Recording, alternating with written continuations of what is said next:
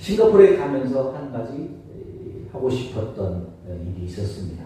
그것은 바로 싱가포르 최대 교회인 시티 하베스트 처치, 콩희 목사님이 심호하는 하베스트 교회를 가보고 싶었습니다. 일정에 없었기 때문에 새벽에 일찍 일어나서 택시를 타고 하베스트 처치를 가보았습니다. 물론 문이 다 잠겨 있어요. 아무도 만나지 못했습니다. 그곳에 가서 코로나 때 신방 못할 때 우리 성도님들 가정에 가서 눈꼬리 잡고 기도하고 또 이제 그렇게 신방을 했던 적이 있거든요. 그래서 하베스트 처치 예배 다녀가서 굳게 닫힌 예배 다녀가서 눈꼬리를 잡고 하나님 하베스트 교회를 통해서 싱가포르에 일하시고 역사하시는 하나님께서 우리 교회에도 또 우리 성도들에게도 또 부족한 종에도 하나님께서 일하기를 원하시는 그 뜻을 이룰 수 있는 믿음을 달라고 은혜를 달라고 기도하고 돌아왔습니다. 그 교회를 심호하는 목사님이 콩희 목사님이신데요. 이제 제법 연세가 있습니다. 이분이 2017년도에 교회 돈 400억 원을 유용한 그런 죄로 3년 6개월 동안 구속이 되었습니다.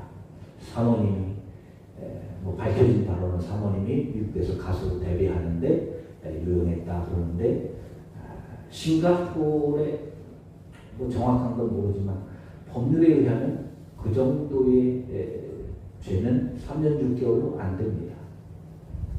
뭔가 있겠죠. 여하튼 세계적인 지도자로 참 안타까운 허물이 아닐 수 없습니다. 그 하베스트 처치는요 약 4만 5천 명 정도 보입니다. 그리고 더 특이한 건 그 가운데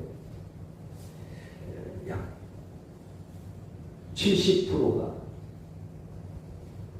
젊은이들입니다. 교인들 평균 연령이 35살이에요. 어마어마하죠.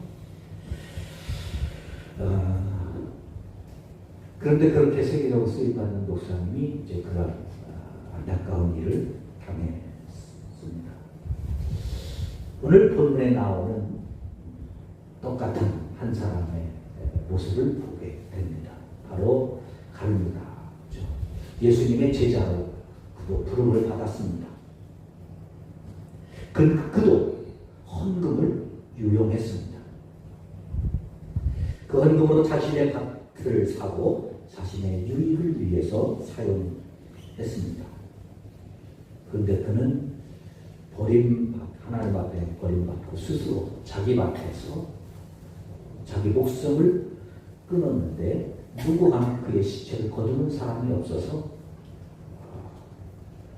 떨어져 죄송합니다. 좀 끔찍하지만 배가 터져서 창자가 흘러나와 죽는 비참한 죽음을 맞이하게 됩니다. 그리고 그가 샀던 밭을 거기에 묻고 피바치라 그렇게 불렸다는 것이 오늘 본문의 내용입니다. 탐욕으로 인하여 자기의 유익을 얻기 위해서 신앙도 저버렸고 예수도 저버렸고 그리고 하나님의 예수님에 대한 신뢰를 팔아버렸던 가룟유다가 얻은 유익을 오늘 본문은 불의의 싹시라 그렇게 말하고 있습니다. 이 불의의 싹은 비단 금전만의 문제는 아니죠. 여러분 생각해 보세요. 콩희 목사님도 헌금을 유용했고요. 가룟유다도 헌금을 둘 다 유용했습니다. 콩희 목사님은 목고를 치르고 나와서 여전히 지금 목회를 잘 하고 있습니다. 가룟유다는 버려져 비참한 삶으로 마감했습니다. 왜 같은 사건에 연루가 됐음에도 불구하고 한 사람은 쓰임받고 한 사람은 비참한 죽음을 맞이하게 되었을까요? 오늘 우리는 그 문제를 찾아서 또 그 해법을 찾아서 신앙으로 살고자 하는 것이 바로 오늘 본문을 다시 한번 제공하는 이유입니다. 사실은 휴가를 가기 전에 지난주에 설교를 다 준비했거든요. 그런데 설교 준비한 건 다음 구절이었습니다. 그런데 싱가포르에 가서 지나는 순간에 계속 하나님이 이 말씀을 묵상하게 하시는 거예요. 시간이 나서 새벽에 잠깐 말씀 묵상하는데 자꾸 이 말씀을 이 도대체 왜 설교님이 다 했는데 나는 그 다음 구절 다시 한번 묵상하면서 부족한 것 채우려고 그러는데 이 말씀을 자꾸 묵상하게 하셔서 정말 성경만 가지고 이 말씀을 준비했습니다. 왜 그런지는 모르겠어요. 하여튼 하나님께서 우리에게 은혜 주시기를 원하는 뭔가 말씀이 있는 줄로 믿습니다. 그 은혜를 주시기를 또 그 은혜를 꼭 받으시기를 주님의 이름으로 축복합니다. 불 위에 싹 가룟유다가 받은 돈을 18절에서 그렇게 말하죠. 불 위에 싹, 불 위에 싹. 그것으로 밭을 샀다.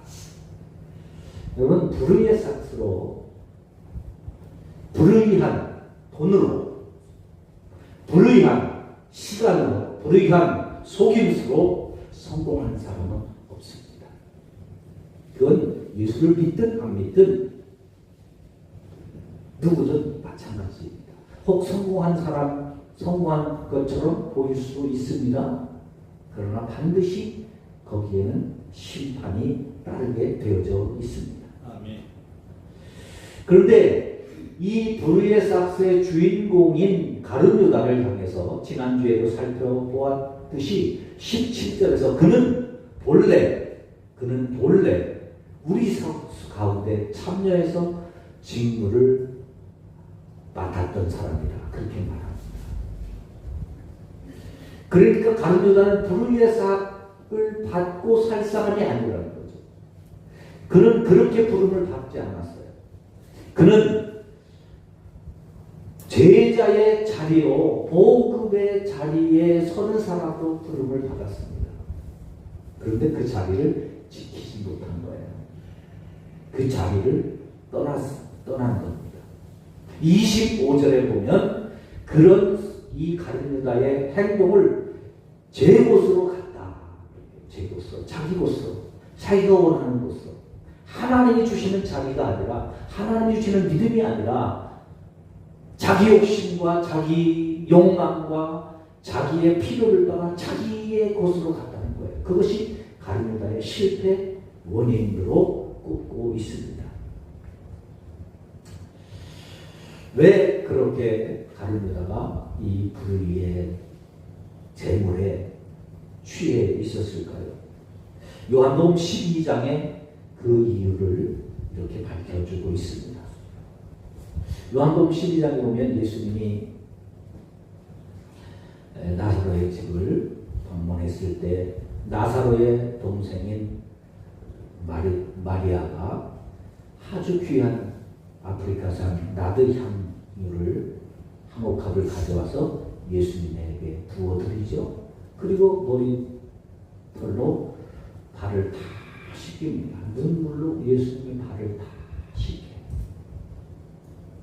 그 모습을 바라보던 가룟유다가 이렇게 말합니다. 이 귀한 걸, 왜 이렇게 허비하느냐? 대충 잡아도 300데나리오나 되는 이 귀한 걸 팔면 얼마나 가난한 사람들에게 유익이 되겠는가? 왜 이것을 쓸데없이 이렇게 허비하느냐? 여러분, 우리가 신앙생활 하면서 하나님 앞에 드리는 시간들이 허비로 느껴지는 사람도, 허비로 보는 사람들도 있다는 거예요. 그걸 헌신으로, 그걸 순종으로, 그걸 충성으로 보는 사람들이 있는가 하면 허비로 보고 판단하고 비판할 수 있는 사람도 있다는 겁니다. 믿음의 시각이 그렇게 중요합니다. 나는 어떤 시각을 갖고 있나요? 하나님을 향한 나의 마음, 나의 믿음, 나의 헌신, 나의 충성이 과연 허비로 여겨지는가 아니면 순종으로 감사함으로 여겨지는가 한번 체크하고 점검해 볼 필요가 있습니다. 중요한 것은 그 다음 구절입니다. 그렇게 허비로 보는 근거가 뭐냐? 그는 가난한 사람을 생각하는 것이 아니라 도둑이라 괴에 맡긴 것을 훔쳐갑니다. 가난한 사람을 생각한 것이 아니라 자기한테 돌아오지 않아 자기가 훔쳐갈 수 있었는데 도둑이었다는 겁니다. 즉 그는 이미 과거부터 계속 이 불의의 싹스를 취하는데 헌금 훔치는 일에, 헌금 유용하는 일에 너무 익숙해 있었던 거예요. 한순간에 넘어지는 사람도 있지만요, 이 넘어짐이 습관처럼 되는 사람도 있다는 거예요. 신앙생활 하다 보면 여러분 그런 모습들이 우리에게 얼마나 많습니까? 예배를 드리는데요, 예배 한두 번 듣는 거 별로 대수롭게 여기지 않는 사람들도 많아요. 그래서 예배 때 늦는 분들이 많았습니다. 여러분 그런데 그분들은요, 그게 습관인 거 아세요? 어떤 분들은 예배를 위해서 늘 일찍 예배 전에 와서 준비하는 분들도 있고, 준비를 못하더라도 일찍 와서 예배의 자리에 앉아 계시는 분들이 대부분인데요. 늦는 분들은 늘 늦습니다. 늦는 분들을 배려해서 30분 예배 시간을 늦춰보세요. 그러면 그분은 또 30분 뒤에 또 늦습니다. 우리의 삶에 이 신앙에 이 불의의 싹스에 취하는 것처럼 잘못된 그런 행실과 그런 삶이 얼마나 많은지 몰라요. 제가 전에 시무했던 교회 가운데 목사님이 떠났어요. 왜 떠나셨는가? 장로님과의 갈등이 있어요. 갈등. 근데 왜 그 갈등이었냐? 이 장로님이 원로 장로님이신데, 장로님이니까 습관은 늘 앞에 앉는 거죠. 늘 앞에 앉는데, 이분은 예배 시간에 장사를 하시는 분인데 예배 시간에 늘 설교 시간만 되면 뭔지 모르지만 주머니에서 계속 그래서 파스락 쓰기도 하고 적기도 하고 막 계속 하는. 이 목사님이 장로님 그러시면 안 됩니다. 예배 참 드려야 돼요.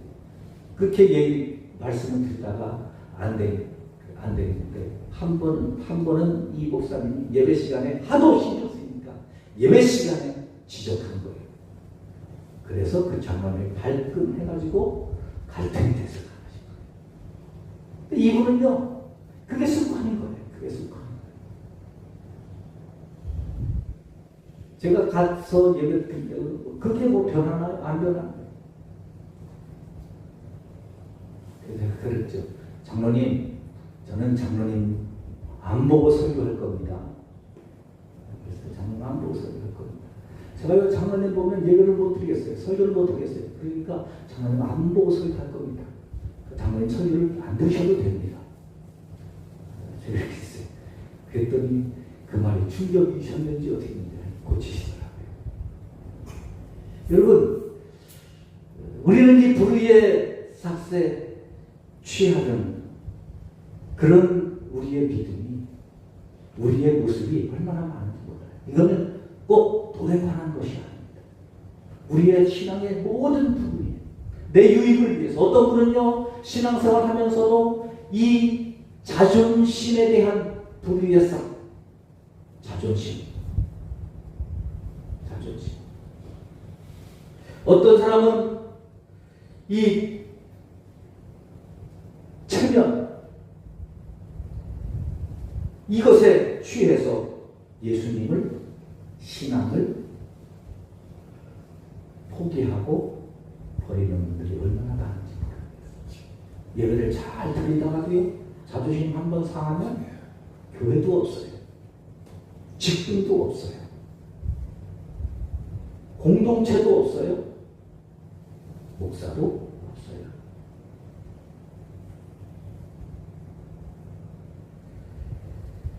조금만 나의 삶에 유익이 사라져도 회의하다가, 부서 회의하다가 싸우기도 하고 하는 일들이 얼마나 비일비재한지 모릅니다. 이 불의의 싹스의 달콤함에 빠져서 사명도 잃어버리고 자기의 본래의 자리를 떠나서 제자의 자리에 있어야 되고, 제자의 자리에서 생각해야 되고, 제자의 자리에서 말해야 되고, 제자의 자리에서 판단했어야 할 이 가룟 유다는 불의의 싹스의 달콤한 유혹의 자리에서, 미혹의 자리에서 생각하고 판단하고 행동하다가 결국 그는 실패하게 되었습니다. 가룟 유다뿐이 성경에 그런 일들이 얼마나 많은지 모릅니다. 민수기 22장에 보면 발람 선지자의 이야기가 나오죠. 그는 선지자입니다. 그런데 약 400km 떨어진 모압 땅에 이 발락 왕이 이스라엘이 출애굽해서 자기들에게 오는 가나안 땅을 향해서 가는데, 이 사람은 자기들에게 온다고 지레 겁을 먹고 400km나 떨어진 부올에 사는 발람 선지자를 초청합니다. 부올이라는 지역은 갈대아 우르 지역이 아브라함의 고향이에요. 약 400km 떨어진 곳이, 거기 있는 사람을 복채를 주고 초청을 하죠. 이 복채에 눈이 먼 발람 선지자가 가려고 할 때 하나님이 여러 가지로 막습니다. 가지 마라. 가지 마라. 넌 가면 안 된다. 그건 불의의 돈이다. 불의한 돈이다. 네가 받아서는 안 될 돈이다. 그런데 이 사람은 그게 탐하니까 계속 가고 싶은 마음. 하도 마치니까 하나님이 그럼 네 맘대로 해라. 그래서 받고 갑니다. 그의 눈이 멀어서 나귀를 타고 가는데요, 한참 잘 가고 있는데 좁은 골목길이었는데 나귀가 가다가 갑자기 멈춥니다. 아무리 가자고 해도 나귀가 안 가요. 그래서 나귀를 막 계속 가자고 때립니다. 하도 답답하니까 나귀가 말을 해요. 성경에 짐승이 말하는 두 군데가 나옵니다. 창세기에 뱀이 아담과 하와를 유혹한 때, 두 번째 민수기 22장에 나귀가 아주 답답하니까 주인한테 그래요. 주인님, 내가 지금까지 주인님 타고 다니면서 주인님 말 거역한 적 있어요? 없지. 근데 오늘 왜 이러냐? 그래도 모르겠어요? 왜 그러냐? 나귀가 답답해. 앞에 보세요. 천사가 지금 칼을 들고 주인님 죽이려고 서 있는데 내가 어떻게 갑니까? 못 갑니다. 여러분, 나귀도 보는 걸 불의의 싹스에 취한 주의 종은 못 보는 거예요. 여러분, 목사라도 장로라도 권사라도 집사라도 당신의 욕심은요, 당신의 눈을 가리고요, 당신의 귀를 막아버려요. 다른 사람 다 아는 걸 혼자만 몰라요. 망하는 지금 그래요. 기가 막힌 거죠. 불의에서 이렇게 위험한 거예요. 욕심이 이렇게 위험한 겁니다. 사도행전 5장에 보세요. 아나니아와 삽비라 이야기 나오죠. 그 믿음 좋은 신실한 사람들입니다. 초대교회에 가난한 사람들을 위해서 부한자들이 노블레스 오블리주처럼 자신의 재산을 팔아서 가난한 사람들과 함께 더불어 먹고 살기를 하는 일에 자기들의 재산을 드리기로 헌신할 만큼 믿음의 사람들입니다. 그리고 실제 그 일을 실천하기 위해서 자기들의 재산을 팔았습니다. 헌금 바치려고 하는데 순간 이걸 욕심이라고 해야 되나요? 아니면 미래에 대한 불안이라고 해야 되나요? 그래서 바치려 한 헌금 가운데 얼마를 유용합니다. 줬어요.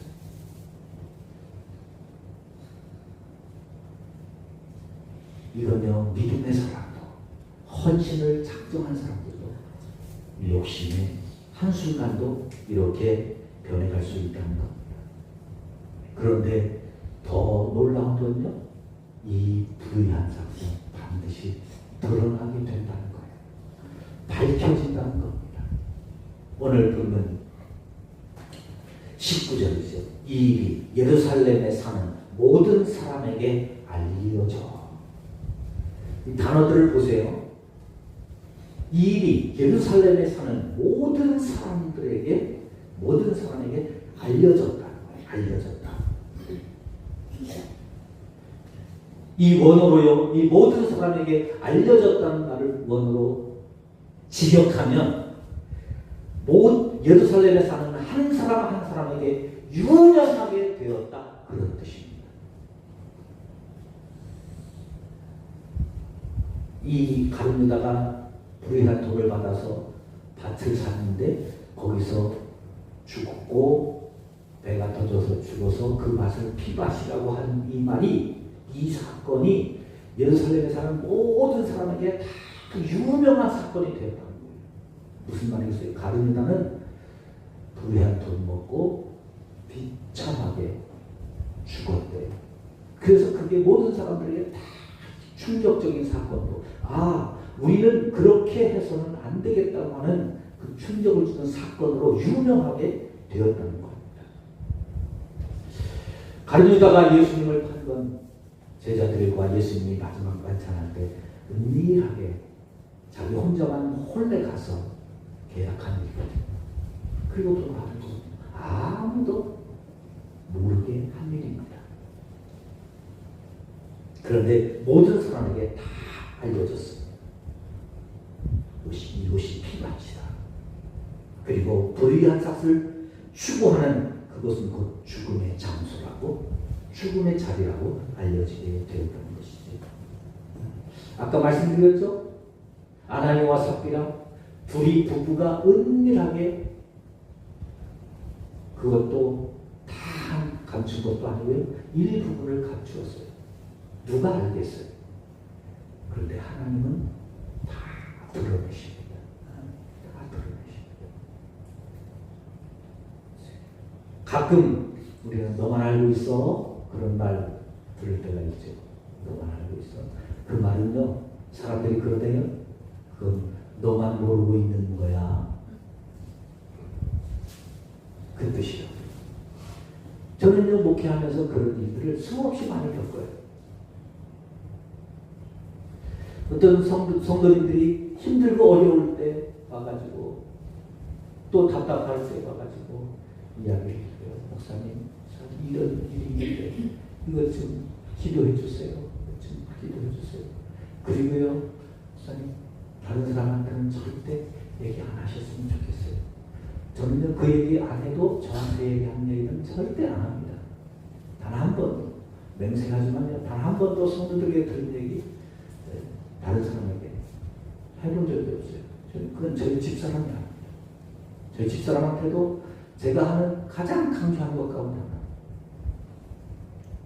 들은 것, 못 들은 것처럼, 아는 것, 모르는 것처럼, 그리고 목사에게 궁금한 거 내가 말하는 건 묻지 마라. 묻지 마라. 말 안 할 만합니다.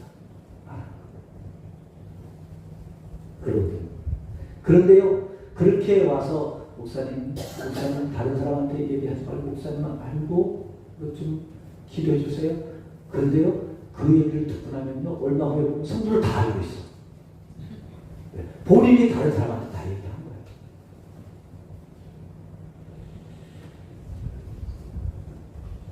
그래도 감사한 건요, 목사님이 퍼뜨렸다고 누명 안 쓰는 것만도 감사해요.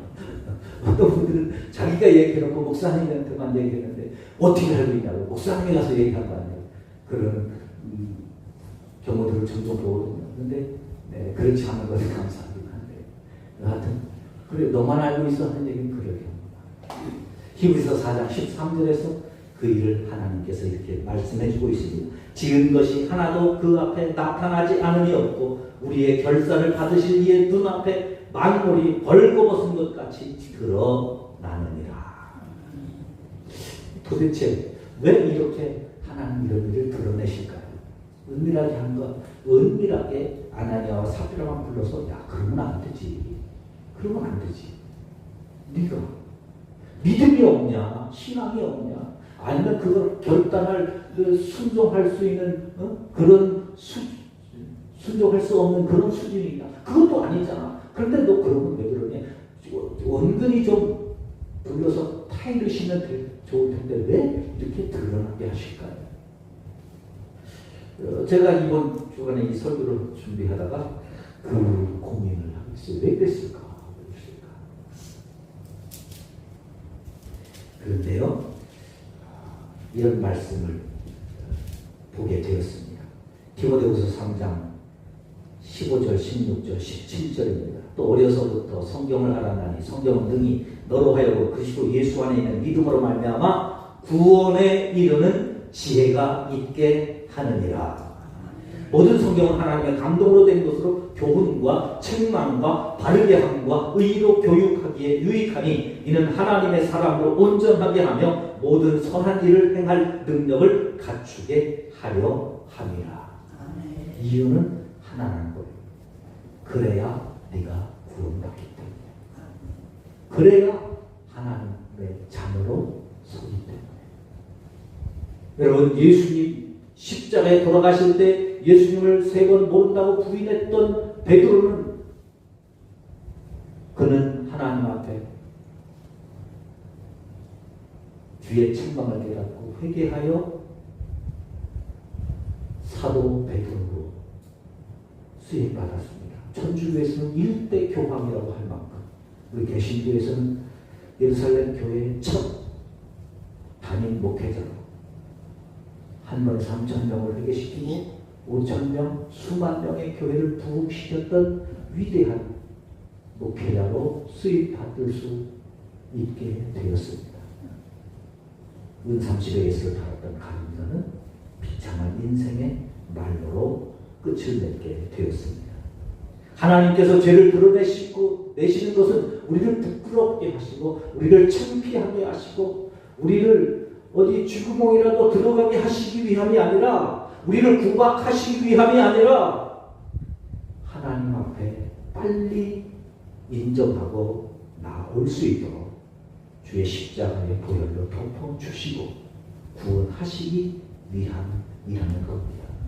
그래서 멸망받을 사람은요 드러날 때 이걸 수치로 여기고 멸망의 자리로 가지만 구원받는 사람은 수치가 드러날 때 그러기 때문에 나는 하나님이 필요합니다. 나는 예수 그리스도가 필요합니다. 그래서 주님 앞으로 나오게 되어진다는 거죠.